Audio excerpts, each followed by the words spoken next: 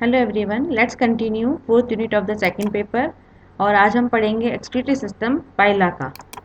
पाइला में excretory system में जो एक्सक्रीटरी ऑर्गन पाए जाते हैं वह एक पेयर होता है, रीनल ऑर्गन या किडनी या ऑर्गन ऑफ बॉर्जेनस भी इनको कहा जाता है। ये लार्ज और थिक वॉल्ड मस्कुलर ऑर्गन्स होते हैं और यह इनमें जो ऑर्गन्स पाए जाते हैं या इनके जो पार्ट्स होते हैं वह दो पार्ट्स होते हैं। एक तो होता है एंटीरियर चैम्बर और दूसरा होता है पोस्टीरियर चैम्बर। यानी एंटीरियर चैम्बर और पोस्टीरियर चैम्बर से मिलकर ये ऑर्गन बना हुआ होता है और ये दोनों आपस में कम्युनिकेट होते हैं एक दूसरे से एक अपर्चर के द्वारा, जो कि एक वाल्व से गार्डेड रहता है। और रीनल ऑर्गन कम्युनिकेट होता है एक्सटीरियर की तरफ एक तरफ तो, और दूसरी तरफ यह पेरिकार्डियल कैविटी से भी जुड़ा हुआ रहता है।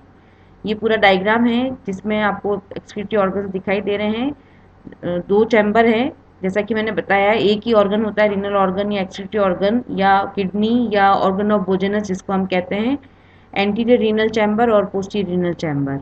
और ये जुड़े हुए रहते हैं एक अपर्चर के द्वारा। और एफ्रेंट रीनल वेन और afferent renal sinus, efferent renal vein, इन सब से इनरवेटेड रहता है।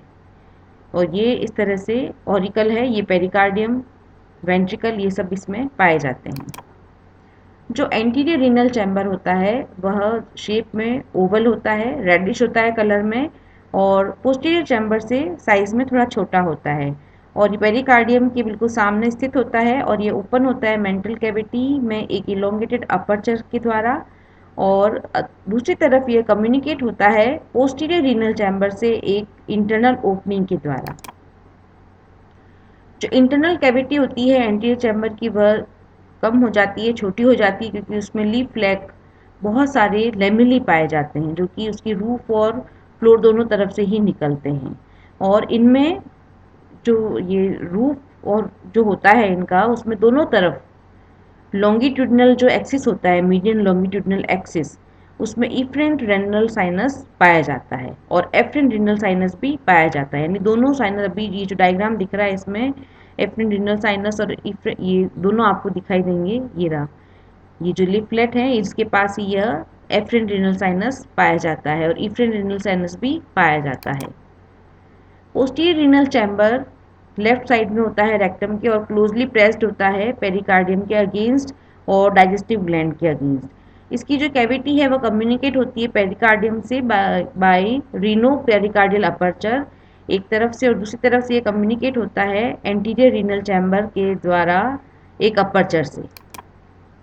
जो पोस्टीरियर रीनल चैम्बर होता है वह ब्रॉड होता है और हुक के समान शेप का दिखाई देता है, ब्राउनिश टू ग्रे होता है कलर में। और इसकी जो लार्ज इंटरनल कैविटी वह एनक्लोज करती है कुछ पार्ट को जेनाइटल डक्ट के और कुछ कॉइल जो होते हैं इंटेस्टाइन के उनको। और जो रूफ होता है चैम्बर का वह रिचली सप्लाइड होता है एफरेंट और इफरेंट रीनल वेसल्स के द्वारा।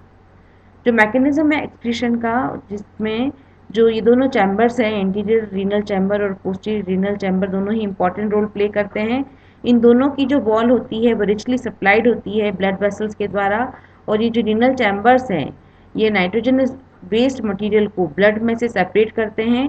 और ये जो एक्सक्रीटरी वेस्ट होता है या जो एक्सक्रीटरी प्रोडक्ट्स होते हैं ये पास होते हैं पोस्टीरियर रीनल चैम्बर से एंटीरियर रीनल चैम्बर में, और यहाँ से ये डिस्चार्ज हो जाते हैं मेंटल कैविटी में रीनल डक्ट के द्वारा।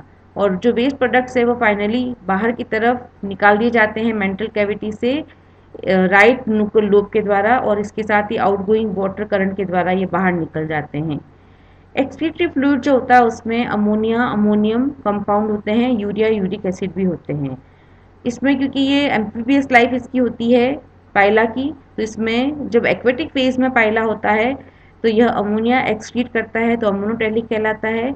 लेकिन जब टेरेस्ट्रियल फेज में ये होता है तो यूरिक एसिड को एक्सक्रीट करता है, यूरिकोटेलिक कहलाता है। और टेरेस्ट्रियल फेज में ये यूरिक एसिड वाटर को कंजर्व करने के लिए करता है और ये इसलिए यूरिकोटेलिक इसमें ये प्रोसेस कहलाता है। तो ये पूरा प्रोसेस है एक्सक्रीशन का पाइला में। तो इसमें मेन तो जो ऑर्गन है इसके उनको आपको ध्यान में रखना है, डायग्राम आपको याद करना है, और इंटीरियर और पोस्टीरियर चैम्बर के क्या क्या किस तरह से उनका जो स्ट्रक्चर है, क्या फंक्शन है उनका, और फिजियोलॉजी उसकी क्या है, किस तरह से ये काम करते हैं, ये आपको याद करना है। फिर भी अगर आपको समझ में नहीं आए तो आप पूछ सकते हैं कभी भी। Thank you.